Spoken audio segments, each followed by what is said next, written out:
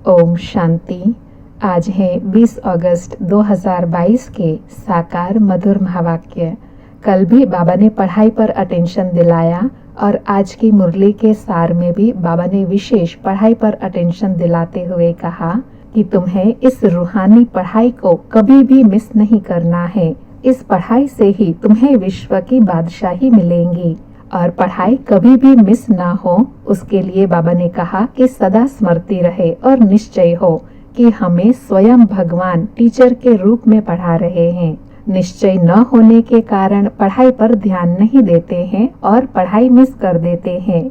और कहा निश्चय बुद्धि बनने से ही बाबा भी बुद्धि में याद आएगा और अपनी गंवाई हुई राजधानी भी याद आ जाएंगी। जितना पुरुषार्थ करेंगे, बाबा को याद करेंगे और ज्ञान की धारणा करेंगे, औरों को भी ज्ञान की धारणा कराएंगे, उतना ऊंच पद पाएंगे। फिर और अटेंशन दिलाया कि अभी तुम बच्चे श्रीमत पर चलने वाले हो, भल कहाँ भी दफ्तर में व धंधे आदि में बैठो, परंतु बुद्धि में यह रहे कि हमको पढ़ाने वाला स्वयं भगवान बाप है। फिर बाबा ने मधुबन की महिमा सुनाते हुए कहा कि तुम यहाँ सन्मुख बैठकर सुनते हो तो तुम्हारा बुद्धि योग बाप के साथ रहता है। फिर कुसंग तरफ जाते हो, मित्र संबंधी आदि के बीच में जाते हो, बहुतों से मिलते करते हो, वातावरण की बातें सुनते हो, तो जो सन्मुख की अवस्था रहती है वह अवस्था बदल जाती है। इसलिए गाते भी हैं मधुबन में मुरली बाजे। बाबा यहाँ सन्मुख बैठकर बच्चों को समझाते हैं और सावधानी भी देते हैं। बच्चे खबरदार रहना, कोई उल्टा सुल्टा संग नहीं करना। और कहा जब बाप द्वारा सुख धाम का वर्षा मिल रहा है तो क्यों न पूरा अटेंशन दे। सुनते हैं बाबा के महावाक्य विस्तार से। आज बाबा कहे, मीठे बच्चे, इस रूहानी पढ़ाई को कभी मिस नहीं करना। इस पढ़ाई से ही तुम्हें विश्व की बादशाही मिलेंगी। मीठे बच्चे, इस रूहानी पढ़ाई को कभी मिस नहीं करना। इस पढ़ाई से ही तुम्हें विश्व की बादशाही मिलेंगी। आज मुरली से प्रश्न है, कौन सा निश्चय पक्का हो तो पढ़ाई कभी भी मिस न करे। कौन सा निश्चय पक्का हो तो पढ़ाई कभी भी मिस न करे। उत्तर में बाबा ने कहा, अगर निश्चय हो कि हमें स्वयं भगवान टीचर के रूप में पढ़ा रहे हैं, इस पढ़ाई से ही हमें विश्व की बादशाही का वर्षा मिलेगा और ऊंच स्टेटस भी मिलेगा, बाप हमें साथ भी ले जाएगा, तो पढ़ाई कभी भी मिस न करे। बाबा कहते हैं सदा यह बात स्मृति में रहेगी तो कभी भी पढ़ाई मिस नहीं करेंगे। निश्चय न होने के कारण पढ़ाई पर ध्यान नहीं रहता, मिस कर देते हैं। आज मुरली में गीत बजा, हमारे तीर्थ न्यारे हैं, हम इस धरती के तारे हैं। ओम शांति। मीठे मीठे बच्चे पास्ट के सत्संग और अभी के सत्संग के अनुभवी हैं। पास्ट यानी इस सत्संग में आने के पहले बुद्धि में क्या रहता था और अब बुद्धि में क्या रहता है, यह रात दिन का फर्क देखने में आता होगा। उन सत्संगों में तो सिर्फ तुम सुनते ही रहते हो, कोई आश दिल में नहीं रहती। बस सत्संग में जाकर 2 वचन शास्त्रों का सुनना होता है। यहाँ तुम बच्चे बैठे हो, बुद्धि में है कि हम आत्माएं बाप दादा के सामने बैठी हैं और उनसे हम स्वर्ग का वर्षा लेने के लिए ज्ञान और योग सीख रहे हैं। जैसे स्कूल में स्टूडेंट समझते हैं कि हम बैरिस्टर व इंजीनियर बनेंगे, कोई न कोई इम्तिहान पास कर यह पद पाएंगे, यह ख्याल आत्मा को आता है। अभी हम पढ़कर फलाना बनेंगे। सत्संग में कोई एम ऑब्जेक्ट नहीं रहती है कि क्या प्राप्ति होगी, करके कोई को आश होंगी भी तो वह अल्पकाल के लिए। साधु संतों से मांगेंगे कि कृपा करो, आशीर्वाद करो। यह भक्ति व सत्संग आदि करते यहाँ तक आकर पहुँचे हैं। अर्थात कहाँ ऊंच श्रेष्ठ देवता थे और कहाँ अभी साधारण मनुष्य बन गए। अभी हम बाप के सामने बैठे हैं। एक ही आश है, आत्मा को बाप से वर्षा लेने की। उन सत्संगों में वर्षा लेने की बात नहीं रहती। स्कूल अथवा कॉलेज में भी वर्षा पाने की बात नहीं रहती। वह तो टीचर है पढ़ाने वाला। वर्षे की आश इस समय तुम बच्चे लगाकर बैठे हो। बरोबर बाप परमधाम से आया हुआ है, हमको फिर से सदा सुख का स्वराज्य देने। यह बच्चों की बुद्धि में जरूर रहेगा ना। फिर भी समझते हैं बाबा के सन्मुख जाने से ज्ञान के अच्छे अच्छे बाण लगेंगे, क्योंकि वह सर्वशक्तिमान है। अर्थात बाबा के सन्मुख ज्ञान सुनने से ज्यादा प्राप्ति और अनुभूति होती है। बच्चे भी ज्ञान बाण मारने सीखते हैं, परंतु नंबरवार पुरुषार्थ अनुसार यहाँ ही मधुबन में डायरेक्ट सुनते हैं, समझते हैं बाबा समझा रहे हैं, और कोई सत्संग व कॉलेज में ऐसे नहीं समझेंगे। हम बेहद के बाप से बेहद का वर्षा ले रहे हैं। हम इस सृष्टि चक्र को जान गए हैं। उन सत्संगों में तो जन्म जन्मांतर जाते ही रहते हैं। यहाँ तो है एक बार की बात, अर्थात संगम पर ही शिव बाबा आकर यह सच्चा सच्चा सत्संग कराते हैं। एक ही बार भक्ति मार्ग में जो कुछ करते वह अब पूरा होता है, उनमें कोई सार नहीं है। तो भी अल्पकाल के लिए मनुष्य कितना माथा मारते हैं। तुम बच्चों की बुद्धि में रहता है, हमको बाबा पढ़ा रहे हैं। बाबा ही बुद्धि में याद आएगा और अपनी गंवाई हुई राजधानी याद आ जाएंगी। अभी हम जितना पुरुषार्थ करेंगे, बाबा को याद करेंगे और ज्ञान की धारणा में रहेंगे, औरों को भी ज्ञान की धारणा कराएंगे, उतना ऊंच पद पाएंगे। यह तो हर एक की बुद्धि में है ना। बाप इस प्रजापिता ब्रह्मा द्वारा समझा रहे हैं। इनको दादा ही कहेंगे। शिव बाबा इनमें प्रवेश होकर हमको पढ़ा रहे हैं। तुम जानते हो, पहले यह बातें हमारी बुद्धि में नहीं थी। हम भी बहुत सत्संग आदि करते थे, परंतु यह ख्याल में नहीं था कि परमपिता परमात्मा ब्रह्मा द्वारा आकर कब पढ़ाते हैं। अभी बाप को और समय को जान गए हैं। नई दुनिया, स्वर्ग, स्वराज्य फिर से याद आता है, क्योंकि बाबा के सन्मुख बैठने से ज्ञान बुद्धि में आता है और ज्ञान से वर्षा भी याद आ जाता है। अंदर में खुशी रहती है। बेहद का बाप जिसको भगवान कहते हैं, वह हमको पढ़ाते हैं। बाबा पतित पावन तो है ही, फिर टीचर के रूप में बैठ हमको पढ़ाते हैं। बाबा कहते हैं इस बात का नशा होना चाहिए बच्चों को। इस दुनिया में कोई भी इस ख्यालात में नहीं बैठे होंगे सिवाय तुम बच्चों के। तुम बेहद के बाप की याद में बैठे हो। अंदर में समझते हैं हम आत्माएं 84 जन्मों का पाठ पूरा कर वापस जाती हैं। फिर स्वर्ग में जाने के लिए बाप हमको राजयोग की शिक्षा दे रहे हैं। बच्चे जानते हैं यह राजयोग की शिक्षा दे स्वर्ग का महाराजा महारानी बनाने वाला बाप के सिवाय और कोई हो नहीं सकता, इम्पॉसिबल है। बाप एक ही बार आकर पढ़ाते हैं, स्वर्ग का मालिक बनाने लिए बुद्धि में रहता है। हम बच्चे बाप द्वारा बेहद सृष्टि का स्वराज्य लेने के लिए पढ़ रहे हैं। एम ऑब्जेक्ट की ताकत से ही पढ़ते हैं, अर्थात जब तक बुद्धि में लक्ष्य नहीं रहता है तो उस लक्ष्य तक पहुंच नहीं पाते। इसलिए बाबा कहते हैं बुद्धि में लक्ष्य पक्का होना चाहिए। अभी तुम मीठे मीठे बच्चों की बुद्धि में हैं, हम कहाँ बैठे हैं। मनुष्यों के ख्यालात तो कहाँ न कहाँ चलते ही रहते हैं। पढ़ाई के समय पढ़ाई के, खेलने के समय खेलने के। तुम जानते हो हम बेहद बाप के सन्मुख बैठे हैं। आगे नहीं जानते थे, कोई भी मनुष्य मात्र नहीं जानते थे कि भगवान आकर राजयोग सिखलाते हैं। अभी तुम बच्चों ने समझा है, जन्म जन्मांतर हम भक्ति करते आए हैं। यह ज्ञान बाप के सिवाय कोई दे न सके। जब तक बाप न आए विश्व के मालिक बने का वर्षा कैसे मिले। न किसी की बुद्धि में यह आता है। हम भगवान के बच्चे हैं, वह स्वर्ग का रचयिता है। फिर हम स्वर्ग में क्यों नहीं हैं, नरक में दुखी क्यों हैं। हे भगवान, हे पतित पावन कहते हैं, परंतु यह बुद्धि में नहीं आता कि हम दुखी क्यों हैं। बाप बच्चों को दुख देते हैं क्या? बाप सृष्टि रचते हैं बच्चों के लिए, क्या दुख के लिए? यह तो हो नहीं सकता। अभी तुम बच्चे श्रीमत पर चलने वाले हो। भल कहाँ भी दफ्तर व धंधे आदि में बैठे हो, परंतु बुद्धि में तो यह है ना कि हमको पढ़ाने वाला भगवान बाप है। आज की मुरली में बाबा ने कितनी बार हम बच्चों को यह नशा दिलाया कि हमें सदा स्मृति में रहे कि हमें पढ़ाने वाला स्वयं भगवान है। हम स्वयं भगवान के स्टूडेंट हैं। हमको रोज सवेरे क्लास में जाना होता है। क्लास में जाने वाले को ही याद पड़ता होगा, बाकी जो क्लास में नहीं आते हैं वह पढ़ाई को और पढ़ाने वाले को समझ कैसे सकते हैं।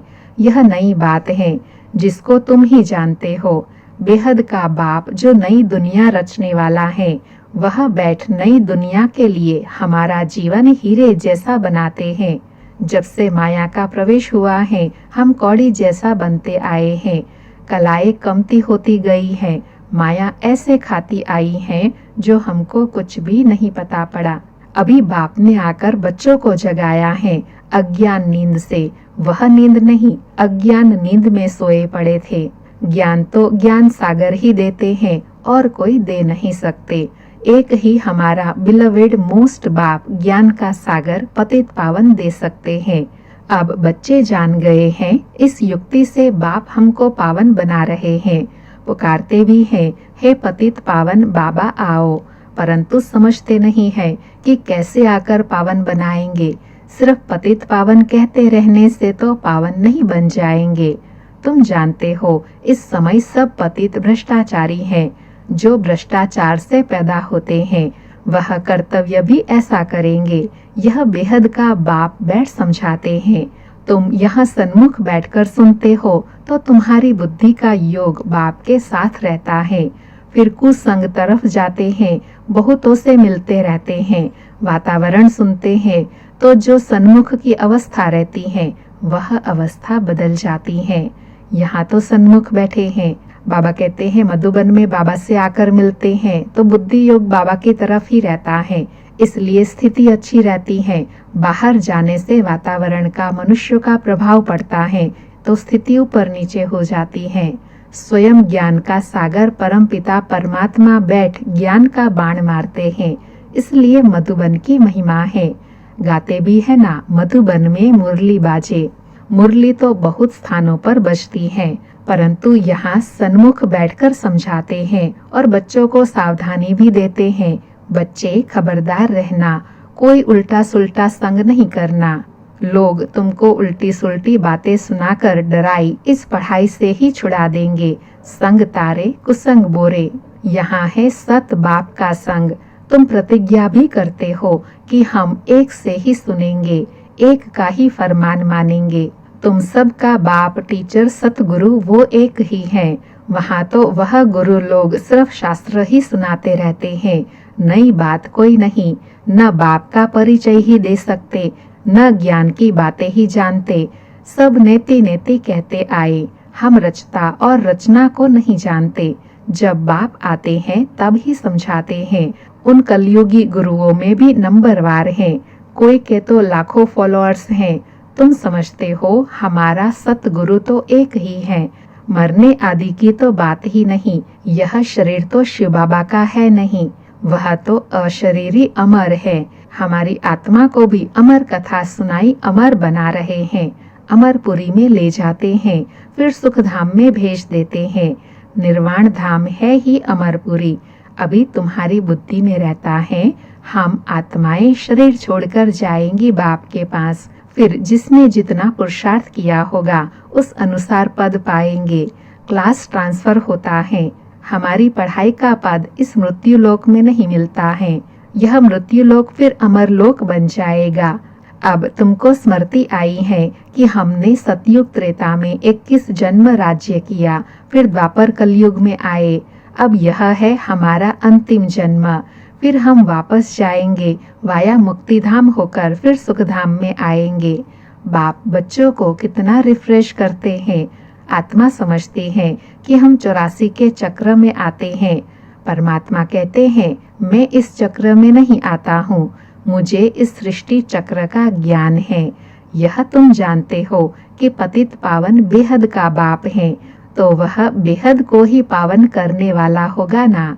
अर्थात बेहद का बाप बेहद सृष्टि को पावन करने वाला है। कोई मनुष्य बेहद का बाप हो न सके।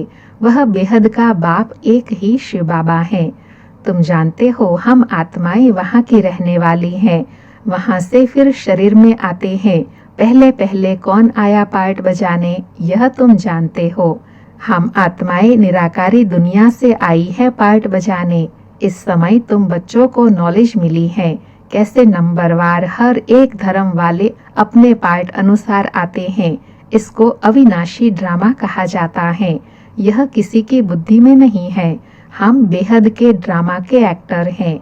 न बेहद की हिस्ट्री ज्योग्राफी को, न अपने जन्मों को ही जानते हैं। तुमको कितना रिफ्रेश करते हैं पुरुषार्थ अनुसार। कोई तो बड़ी खुशी में रहते हैं। बाबा हमको सत्य ज्ञान सुना रहे हैं और कोई मनुष्य मात्र यह ज्ञान दे न सके, इसलिए इसको अज्ञान अंधेरा कहा जाता है। अभी तुम जानते हो हम अज्ञान अंधेरे में कैसे आए, फिर ज्ञान सोजरे में कैसे जाना है, यह भी नंबरवार समझ सकते हैं। घोर अंधियारा और घोर सोजरा किसको कहा जाता है? यह अक्षर बेहद से लगता है। आधा कल्प रात, आधा कल्प दिन, वा समझो सांझ और सवेरा, यह बेहद की बात है। बाबा आकर सभी शास्त्रों का सार समझाते हैं। वह जो दान पुण्य करते हैं, शास्त्र पढ़ते हैं, उनसे तो अल्पकाल का सुख मिलता है। बाप कहते हैं मैं इनसे नहीं मिलता हूँ, जो मैं विश्व का मालिक उन्हों को बनाऊं। यह भी समझते हो कि सब विश्व के मालिक बन नहीं सकते। मालिक वह बनते हैं जिन्हों को बाप पढ़ाते हैं। विश्व का मालिक कौन बच्चे बनते हैं? जिन बच्चों को भगवान बाप स्वयं पढ़ाते हैं, वही राजयोग सिखा रहे हैं। सारी दुनिया तो राजयोग नहीं सीखती, कोटों में कोई ही पढ़ते हैं। कोई तो 5-6 वर्ष 10 वर्ष राजयोग सीखते, फिर भी पढ़ाई छोड़ देते हैं। बाप कहते हैं माया बहुत प्रबल है, बिल्कुल ही बेसमझ बना देती है, फारकती दे देते हैं। कहते हैं ना, आश्चर्यवत बाप का बनंती कथनती, फिर फारकती देवंती। बाप कहते हैं उनका भी दोष नहीं है, यह माया तूफान में ले आती है। ऐसी सजनिया जिनको श्रृंगार कर स्वर्ग की महारानी बनाते हैं, वह भी छोड़ देती है। फिर भी बाप कहते हैं जिसने सगाई की उनको याद करना है। याद कोई फट से ठहरेगी नहीं। आधा कल्प नाम रूप में फंसते आए हो, अब अपने को आत्मा समझ बाप को याद करो। बड़ा मुश्किल है। सतयुग में तुम आत्म अभिमानी बनते हो, परंतु परमात्मा को नहीं जानते हो। परमात्मा को सिर्फ एक ही बार जानना होता है। यहाँ तुम देह अभिमानी आधा कल्प बन जाते हो, यह भी नहीं समझते हो। आत्मा को यह शरीर छोड़ दूसरा ले पार्ट बजाना है, फिर रोने की दरकार नहीं। जब बाप द्वारा सुखधाम का वर्षा मिल रहा है तो क्यों न पूरा अटेंशन दे। बाबा कहते हैं जब स्वयं भगवान आकर प्राप्ति करा रहे हैं, प्राप्ति का समय है, तो क्यों न पूरा अटेंशन दे, पूरा वर्षे के अधिकारी बने। अच्छा, मीठे मीठे सिकिलधे बच्चों प्रति माता पिता बाप दादा का याद प्यार और गुड मॉर्निंग। रूहानी बाप की रूहानी बच्चों को नमस्ते। हम रूहानी बच्चों की रूहानी माता पिता बाप दादा को भी याद प्यार गुड मॉर्निंग और नमस्ते। सारी मुरली से धारणा के लिए सार है। पहला, एक बाप के ही फरमान पर चलना है, बाप से ही सुनना है। मनुष्यों की उल्टी बातें सुन उनके प्रभाव में नहीं आना है, उल्टा संग नहीं करना है। दूसरा, पढ़ाई और पढ़ाने वाले को याद रखना है। सवेरे सवेरे क्लास में जरूर आना है। आज बाबा ने वरदान दिया, साधनों को सहारा बनाने के बजाय निमित्त मात्र कार्य में लगाने वाले सदा साक्षी दृष्टा भव। साधनों को सहारा बनाने के बजाय निमित्त मात्र कार्य में लगाने वाले सदा साक्षी दृष्टा भव। स्पष्टीकरण है, कई बच्चे चलते चलते बीज को छोड़ टाल टालियों में आकर्षित हो जाते हैं। कोई आत्मा को आधार बना लेते हैं, कोई साधनों को, क्योंकि बीज का रूप रंग शोभनीक नहीं होता है और टाल टालियों का रूप बड़ा शोभनीक होता है। माया बुद्धि को ऐसा परिवर्तन कर देती है जो झूठा सहारा ही सच्चा अनुभव होता है। इसलिए अब साकार स्वरूप में बाप के साथ का और साक्षी दृष्टा स्थिति का अनुभव बढ़ाओ। साधनों को सहारा नहीं बनाओ, उन्हें निमित्त मात्र कार्य में लगाओ। आज का स्लोगन है, रूहानी शान में रहो तो अभिमान की फीलिंग नहीं आएंगी। रूहानी शान में रहो तो अभिमान की फीलिंग नहीं आएंगी। अच्छा, ओम शांति।